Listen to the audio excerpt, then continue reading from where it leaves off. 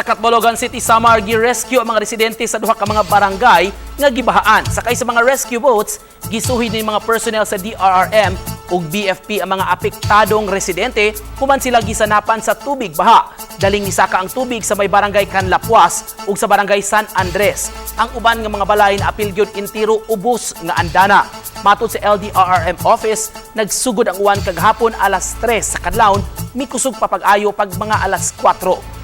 Mga alas 6 sa buntag, gireport na ang pagpaspas kayong pagsaka sa tubig. Nahimutang ang dapit sa sapa o gilagway nga flood-prone area. Matod ni Arvin Macariola, LDRM officer, nga padayon ilang awhag sa mga residente nga magmatman kanunay ug magmonitor sa dagan sa panahon. Gitumbok nga hinungdan sa kusog nga uwan ug baha ang presensya sa LPA ug ITCZ nga nakaapekto sa nasod.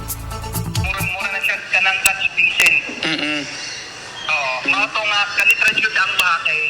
Kana diha nga barangay ang tapadana niya is bukid, and then ang tapat pa sa ang tapat pod is tawagan ka ng creek. Creek, okay. Creek, Ning overflow ang creek, sir? Na timing nga pod nga ganiha is high tide.